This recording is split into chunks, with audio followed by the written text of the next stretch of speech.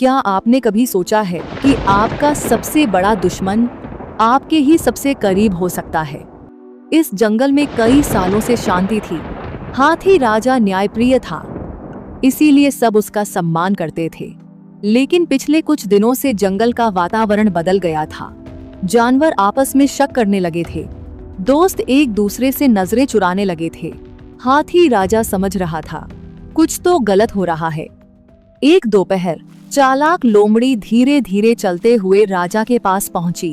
उसकी आंखों में मासूमियत थी, लेकिन आवाज में छिपी थी चाल।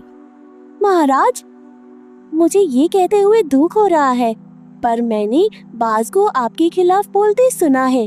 वो कह रहा था कि अब जंगल को एक नए नेता की जरूरत है।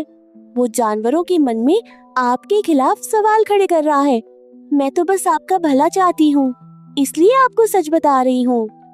राजा ने ध्यान से उसकी बातें सुनी, लेकिन उसके चेहरे पर कोई प्रतिक्रिया नहीं थी। कुछ ही देर बाद बाज आसमान से नीचे उतरा। उसके पंखों में तेजी थी और आंखों में चिंता।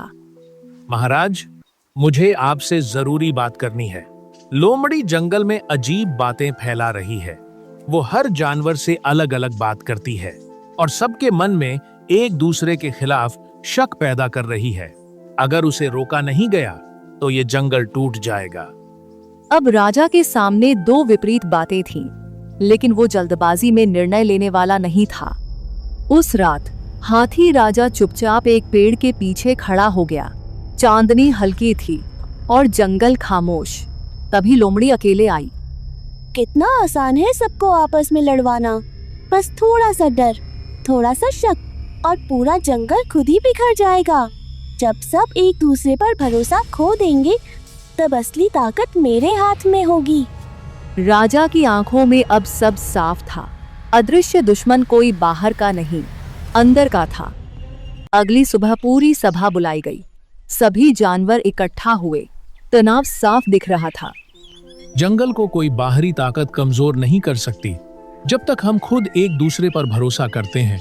लेकिन अगर कोई हमारे बीच शक और डर फैलाए, तो वो सबसे खतरनाक दुश्मन बन जाता है। लोमड़ी, तुम्हारे शब्दों ने आग लगाई है और आग फैलने से पहले उसे रोकना जरूरी है। महाराज, मैंने तो सिर्फ सच कहा था। सच वो होता है जो जोड़ता है, जो तोड़े वो सच नहीं, स्वार्थ होता है। लोमड़ी को जंगल से बाहर भेज दिया गया। बाज चुप था, लेकिन उसके चेहरे पर राहत थी। जंगल में फिर से शांति लौट आई। लेकिन हाथी राजा ने एक बात सबको समझा दी।